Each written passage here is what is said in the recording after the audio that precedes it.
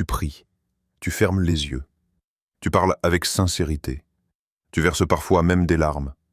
Et pourtant, rien ne change. Pire encore, certaines situations semblent s'aggraver juste après ta prière.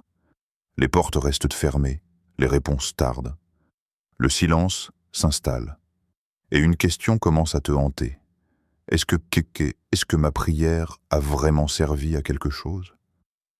La vérité, c'est que beaucoup prient mais peu comprennent ce qui se passe après la prière. On nous a appris comment prier, quoi dire, comment demander, mais presque jamais comment se comporter après avoir prié. Pourtant, c'est là que tout se joue. Ce n'est pas toujours la prière qui est faible. Ce n'est pas toujours la foi qui manque. Bien souvent, le problème commence juste après l'amen. La prière est une clé puissante.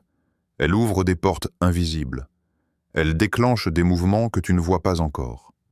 Mais attention, une porte ouverte peut aussi se refermer.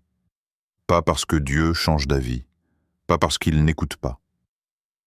Mais à cause de certaines attitudes, paroles ou décisions que nous adoptons après avoir prié, souvent sans même nous en rendre compte. Et c'est là que beaucoup échouent. Ils prient avec foi, puis doutent. Ils prient avec espoir, puis se précipitent. Ils prient avec ferveur, puis se plaignent. Ils prient pour changer, puis retournent exactement aux mêmes habitudes. Résultat. Ce qui avait commencé dans le spirituel est étouffé dans le naturel. Laisse-moi te poser une question honnête et directe. As-tu déjà prié sincèrement, puis tout s'est empiré? Tu as prié pour la paix, mais l'angoisse a augmenté. Tu as prié pour une solution, mais la confusion est devenue plus grande. Tu as prié pour une percée, mais les obstacles se sont multipliés. Si oui, écoute bien ceci. Ce n'est pas un échec, c'est un signal. Un signal que quelque chose, après ta prière, bloque le processus. Et la bonne nouvelle, c'est que ce blocage peut être identifié et corrigé. Dans cette vidéo, je vais te révéler les 5 erreurs majeures que beaucoup commettent après avoir prié. Des erreurs silencieuses, subtiles, mais extrêmement puissantes. Des erreurs qui peuvent neutraliser les effets de ta prière sans que tu t'en rendes compte. Si tu évites ces 5 erreurs, ta prière portera du fruit. Pas par magie, pas par hasard, mais parce que tu apprendras enfin à protéger ce que tu as déclenché en priant. Reste bien attentif.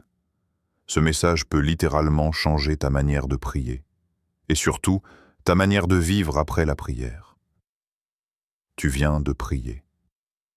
Tu as parlé avec sincérité. Tu as ouvert ton cœur. Tu as demandé avec foi. Mais à peine, la prière terminée, une petite voix s'élève en toi. Est-ce que Dieu m'a vraiment entendu? Et si rien ne se passait? Et si j'avais prié pour rien?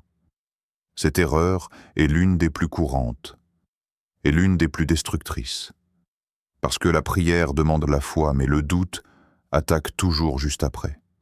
Rarement pendant la prière, presque toujours après. Comme si le combat ne commençait réellement qu'une fois l'amen prononcé. Le doute ne crie pas fort. Il chuchote. Il s'installe doucement. Il se déguise en logique, en prudence, en réalisme. Pourtant, son effet est puissant. Le doute affaiblit la confiance. Il fait vaciller ce que tu as déclaré avec assurance quelques instants plus tôt. Tu as prié avec conviction, puis tu réfléchis avec peur. Tu as semé avec foi, puis tu arroses avec l'inquiétude. Pire encore, le doute crée une double pensée. Une partie de toi croit, l'autre hésite. Une partie espère, l'autre redoute. Et cette division intérieure empêche la paix de s'installer. Tu n'es plus au repos. Tu scrutes les signes. Tu analyses chaque détail. Tu deviens tendu, nerveux, impatient. Le doute bloque la paix intérieure, et sans paix, l'attente devient un fardeau. Il est important de comprendre la différence entre attendre calmement et s'inquiéter constamment. Attendre calmement, c'est continuer à vivre, à avancer, à faire confiance, même sans réponse immédiate. S'inquiéter constamment, c'est revivre la prière dans ta tête, la remettre en question, la répéter par peur et non par foi. Ce n'est plus de la persévérance, c'est de l'angoisse spirituelle. Imagine une graine que tu plantes dans la terre. Une fois enterrée, tu ne la vois plus. Tu ne sais pas exactement quand elle va germer. Mais si chaque jour tu déterres la graine pour vérifier si elle pousse, tu finiras par la détruire. La prière fonctionne de la même manière. Une prière sincère est une semence. Le doute, lui, revient creuser, perturber, déranger ce qui a été confié. Beaucoup ne perdent pas leur bénédiction parce qu'ils ont mal prié, mais parce qu'ils n'ont pas su protéger leur prière du doute. Ils ont ouvert la porte avec foi, puis l'ont refermée avec leurs pensées. Ils ont déclaré la confiance, puis nourri la peur. Sans le vouloir, ils ont annulé ce qu'ils avaient déclenché. Écoute bien cette vérité. La prière a été faite, le doute est une trahison silencieuse. Pas une trahison volontaire, mais une trahison intérieure. Une contradiction entre ce que tu as demandé et ce que tu crois ensuite. Après avoir prié, ton rôle n'est pas de comprendre comment tout va se faire. Ton rôle est de rester aligné avec ce que tu as déclaré. La foi ne consiste pas à tout voir, mais à rester en paix, même quand rien ne semble bouger. Si tu as prié avec sincérité, alors choisis la confiance. Le doute peut frapper à la porte, mais c'est toi qui décides s'il entre. Après avoir prié, beaucoup tombent dans un piège subtil. Ils veulent aimer Dieu. Ils ont demandé, ils ont confié la situation, puis, presque immédiatement, ils reprennent le contrôle. Comme si la prière n'était qu'un déclencheur et que la suite dépendait entièrement d'eux. Ils prient avec ferveur, mais agissent ensuite avec précipitation. Et sans s'en rendre compte, ils passent de la foi à l'impatience. Il est très courant de voir des personnes prier pour une relation, puis forcer une connexion qui n'est pas mûre. Prier pour une porte ouverte, puis pousser une porte qui résiste. Prier pour une opportunité, puis accepter la première chose, venue par peur de rater quelque chose. Ils ne laissent pas le temps à la réponse de se manifester. Ils veulent la provoquer. Le problème, c'est que beaucoup confondent la foi avec l'impatience. La foi fait confiance même quand rien ne bouge. L'impatience, elle, agit parce qu'elle a peur du silence. La foi, c'est attendre. L'impatience panique. Elle se dit « Et si rien ne se passait? Et si je devais agir maintenant ?» Alors elle force, elle accélère, elle manipule les circonstances. Pourtant, le timing est crucial. Ce que Dieu prépare a souvent besoin de temps pour s'aligner. Les personnes, les circonstances, les cœurs, les opportunités. Aller trop vite, c'est arriver avant que tout soit prêt. Et quand tu arrives trop tôt, tu risques de t'asseoir dans une place qui n'est pas encore pour toi, ou pire, dans une place qui ne t'était pas destinée. Les conséquences de l'impatience sont lourdes. D'abord, les faux choix. Des décisions prises sous pression, sans paix intérieure. Ensuite, les regrets. Ces moments où tu te dis « j'aurais dû attendre ». Et enfin, la confusion spirituelle. Parce qu'après avoir forcé une situation, tu ne sais plus si ce que tu vis vient de Dieu ou de ta propre volonté. Cette confusion fatigue l'âme et brouille le discernement.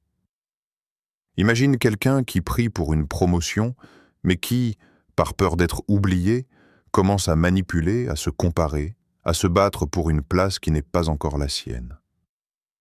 Sur le moment, il croit agir par foi. Mais plus tard, il réalise qu'il a obtenu quelque chose sans paix, sans confirmation, sans alignement. Ce qu'il pensait être une réponse devient une source de stress. Il faut comprendre une chose essentielle. Forcer une réponse, c'est interrompre un processus. Ce n'est pas parce que tu agis que tu avances. Parfois, l'attente est le véritable mouvement. Parfois, ne rien forcer est l'acte de foi le plus fort que tu puisses poser. Retiens bien cette phrase clé. Ce que Dieu donne sans ton aide n'a pas besoin de ta précipitation. Si tu as prié, fais confiance au timing. Ne pousse pas les portes. Ne t'accroche pas aux opportunités douteuses. Ce qui est pour toi viendra avec paix, clarté et confirmation. La foi n'a pas besoin de forcer. Elle sait attendre, parce qu'elle sait que ce qui arrive au bon moment arrive aussi de la bonne manière. Beaucoup prient avec ferveur. Puis, quelques minutes plus tard, recommencent à se plaindre. Ils ont parlé avec foi devant Dieu, mais parlent ensuite avec découragement devant les hommes, ou pire encore, à l'intérieur d'eux-mêmes. Prier puis se plaindre, c'est se contredire soi-même. C'est déclarer la confiance avec la bouche, puis nourrir l'incrédulité avec les paroles quotidiennes. La prière ne s'arrête pas à l'amen. Ce qui suit est tout aussi important. Les paroles après la prière ont un pouvoir énorme, parce qu'elles révèlent l'état réel du cœur. Tu peux prier longtemps, mais si tes paroles qui suivent sont remplies de peur, de frustration et de négativité, tu viens d'envoyer un message opposé à ce que tu as demandé. Il y a une différence subtile mais profonde entre les murmures intérieurs et la confiance silencieuse. Les murmures intérieurs, ce sont ces pensées répétitives. Rien ne change. Ça ne sert à rien. Ça n'arrivera jamais. Elles ne sont pas toujours dites à voix haute, mais elles sont constantes. Elles fatiguent l'âme, elles volent l'espérance, et elles transforment l'attente en lourdeur. La confiance silencieuse, elle, ne fait pas de bruit, elle ne se justifie pas, elle ne se plaint pas. Elle choisit la paix même quand la situation reste la même. La plainte a des effets destructeurs. D'abord, elle nourrit la peur.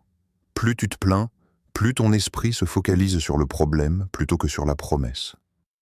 Ensuite, elle éteint la reconnaissance. Tu ne vois plus ce qui est déjà là, seulement ce qui manque encore. Enfin, elle empêche la paix. Un cœur qui se plaint est un cœur agité, tendu, incapable de se reposer. Beaucoup ne réalisent pas que leurs paroles quotidiennes barbotent ce qu'ils ont prié.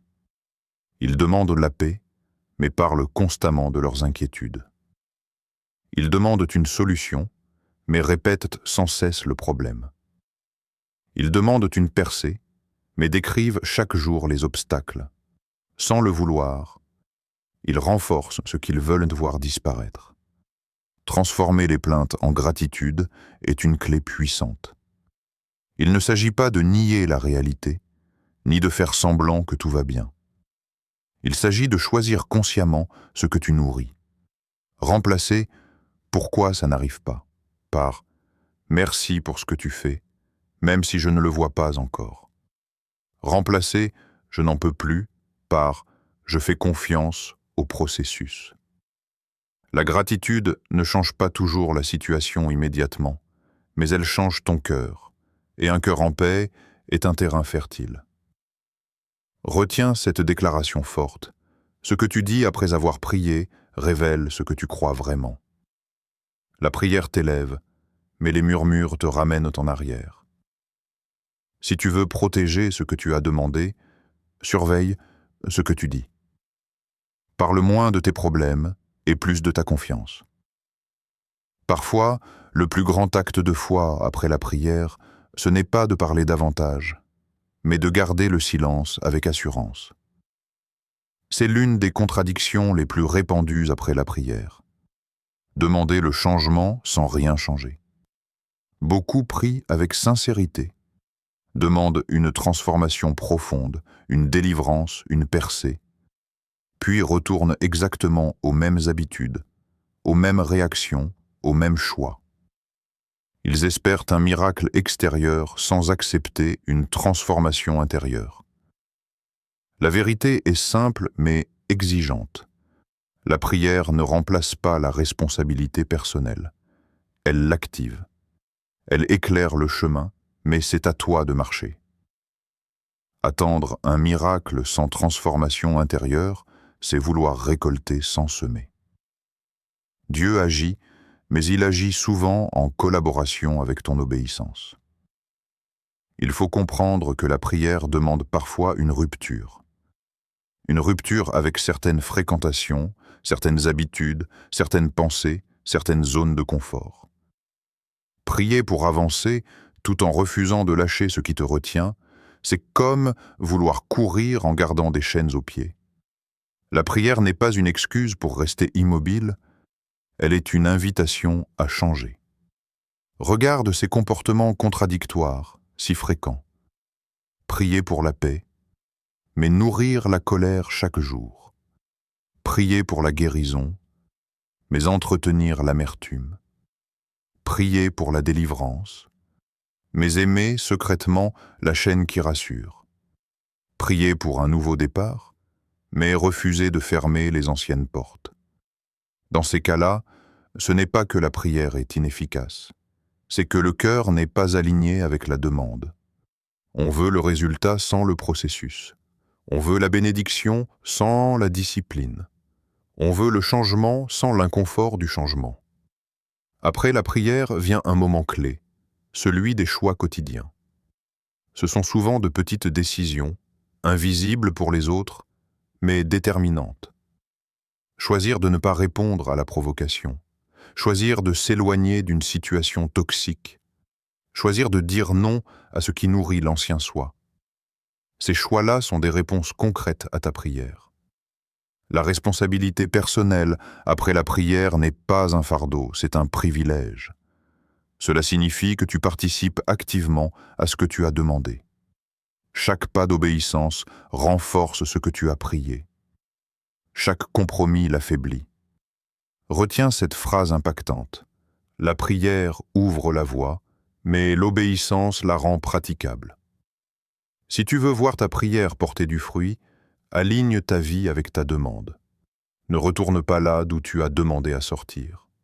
La prière n'est pas seulement un moment spirituel, c'est le début d'un chemin nouveau. Et ce chemin demande cohérence, courage et engagement. C'est peut-être l'erreur la plus douloureuse, parce qu'elle arrive souvent juste avant la réponse. Beaucoup prient avec foi, commencent le chemin avec espérance, puis se découragent en cours de route. Le temps passe, rien ne semble bouger, et peu à peu, l'enthousiasme s'éteint. Ils se disent « J'ai prié, mais visiblement rien ne change ». Alors ils lâchent, ils cessent d'espérer, ils baissent les bras intérieurement. Pourtant, il faut comprendre une vérité essentielle. Le silence n'est pas un refus. L'absence de réponse immédiate ne signifie pas que Dieu n'agit pas. Bien souvent, ce qui se passe est invisible. Des choses s'alignent, des obstacles se déplacent, des cœurs changent. Mais comme tu ne vois rien, tu crois que rien ne se passe.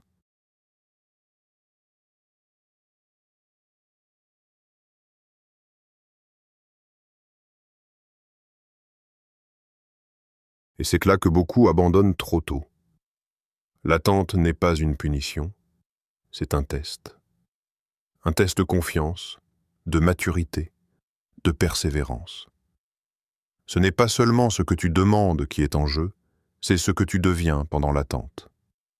L'attente révèle si tu fais confiance uniquement quand tout va vite, ou même quand tout semble lent. Il est crucial de faire la différence entre le retard et le déni. Le retard signifie que la réponse arrive, mais pas encore. Le déni signifie que la réponse n'arrivera pas de cette manière. Beaucoup confondent les deux, parce que l'impatience leur fait interpréter le silence comme un non définitif. Mais ce n'est pas parce que quelque chose tarde qu'il est annulé. Pense aux percées tardives. À ces moments où tout semblait bloqué depuis longtemps, puis soudain, une porte s'est ouverte. Une solution est apparue. Une paix inattendue est descendue. Si certaines personnes avaient abandonné quelques jours plus tôt, elles n'auraient jamais vu cette percée. La victoire était proche, mais le découragement a failli l'emporter. Abandonner ne signifie pas toujours arrêter de prier. Parfois, c'est plus subtil. C'est arrêter d'y croire. C'est arrêter d'attendre avec espérance. C'est prier mécaniquement, sans conviction, juste par habitude. Et quand l'espérance s'éteint, la persévérance disparaît. Si tu es dans l'attente aujourd'hui, écoute bien ceci. Ne laisse pas le temps te mentir. Le temps n'annule pas la promesse. Il la prépare. Chaque jour où tu tiens bon, même sans voir, tu renforces ta foi. Chaque jour où tu continues à avancer malgré le silence, tu prouves que ta confiance ne dépend pas des résultats immédiats. Retiens ce message d'encouragement fort. Si tu as prié, ne lâche pas maintenant. Tu es peut-être plus proche de la réponse que tu ne le penses. N'abandonne pas au moment où tout est en train de s'aligner. La persévérance n'est pas une faiblesse, c'est une force silencieuse. Et très souvent, la réponse arrive juste après ceux qui refusent de lâcher. Après avoir prié, beaucoup se demandent « Et maintenant, je fais quoi ?» Cette question est légitime, car prier n'est pas la fin du processus, c'est le début. Ce que tu fais après la prière détermine si ce que tu as demandé va grandir, se stabiliser et porter du fruit. Voici des clés simples mais puissantes pour rester aligné. La première clé, c'est se reposer intérieurement. Se reposer ne veut pas dire devenir passif, mais arrêter de lutter intérieurement. Arrêter de rejouer la prière dans ta tête. Arrêter de chercher à tout contrôler. Le repos intérieur est un acte de foi. Il dit « J'ai confié, maintenant, je fais confiance ». Un cœur au repos est un cœur qui croit vraiment. La deuxième clé est de garder une attitude de gratitude. Même si tu ne vois pas encore la réponse, choisis de remercier. La gratitude te protège de la plainte et du doute. Elle t'aide à rester conscient de ce qui est déjà là, plutôt que obsédé par ce qui manque. Remercier après la prière, c'est reconnaître que le processus est en cours, même s'il est invisible. Ensuite, parle avec sagesse. Cela ne signifie pas te taire complètement, mais choisir tes mots. Évite de répéter sans cesse le problème. Évite les discours négatifs qui alimentent la peur. Tes paroles doivent être en accord avec ce que tu as demandé. Parler avec sagesse, c'est aussi savoir garder certaines choses dans le silence, sans les exposer à l'opinion de tout le monde. Une autre clé essentielle est observer les signes sans obsession. Oui, sois attentif. Oui, reste éveillé, mais ne deviens pas anxieux. Chercher des signes partout peut devenir une source de stress et de confusion. L'obsession fatigue l'âme, tandis que la vigilance paisible apporte la clarté. Ce qui est pour toi se confirmera sans que tu aies besoin de le forcer. Il est aussi crucial de rester cohérent dans ses choix. Tes décisions quotidiennes doivent être en accord avec ta prière. Si tu as prié pour avancer, choisis ce qui t'élève. Si tu as prié pour la paix, évite ce qui nourrit le chaos. La cohérence renforce la prière. L'incohérence l'affaiblit. Enfin, cultive la paix plutôt que l'urgence. L'urgence pousse à agir trop vite, à décider sous pression, à forcer les choses. La paix, elle, t'indique que tu es sur le bon chemin. Ce qui vient de Dieu apporte une paix profonde, même dans l'attente. Si tu te sens constamment pressé, tendu, inquiet, prends du recul. La paix est souvent le meilleur guide après la prière. Après avoir prié, n'en fais pas trop, mais fais ce qui est juste. Repose-toi. Sois reconnaissant. Parle avec sagesse. Reste cohérent.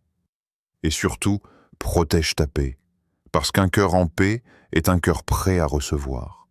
Si tu es arrivé jusqu'ici, ce n'est pas un hasard. Ce message t'a été présenté parce que ta prière compte.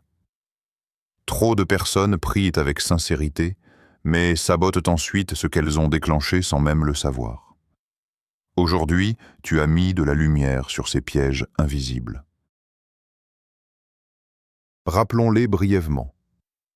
Douter juste après avoir prié. Forcer une réponse au lieu de faire confiance au timing. Se plaindre et murmurer au lieu de protéger sa paix. Revenir au même comportement en attendant un changement. Abandonner trop vite, juste avant la percée. Ces erreurs ne font pas de toi une mauvaise personne, ni quelqu'un de faible. Elles font simplement de toi un être humain. Mais maintenant que tu les connais, tu as le pouvoir de faire autrement. Écoute bien ce message d'espoir. Ta prière n'est pas perdue. Même si le temps a passé, même si tu as douté, même si tu t'es découragé. Ce que tu as confié avec sincérité n'a pas été ignoré. Il est encore vivant. Il attend simplement que ton cœur soit aligné pour se manifester pleinement. La vraie transformation commence à l'intérieur. Ce n'est pas seulement ce que tu demandes qui doit changer, c'est parfois ta manière d'attendre, de parler, de choisir et de persévérer. Aujourd'hui, fais un choix conscient, celui de protéger ta prière, de ne plus annuler par tes attitudes ce que tu as déclaré avec foi. Je t'invite maintenant à faire confiance au processus, même s'il est lent, même s'il est silencieux. Le silence ne signifie pas l'absence. L'attente ne signifie pas l'échec. Très souvent, c'est dans l'invisible que tout s'aligne. Si ce message t'a parlé, ne le garde pas pour toi. Like cette vidéo pour soutenir le message. Partage-la avec quelqu'un qui a prié et qui attend encore. Commentez. Je choisis de protéger ma prière pour marquer ton engagement. Et souviens-toi de cette phrase finale, garde-la gravée dans ton cœur. Ne détruis pas après avoir prié ce que tu as construit en priant. Reste dans la foi, reste dans la paix, et surtout, ne lâche pas.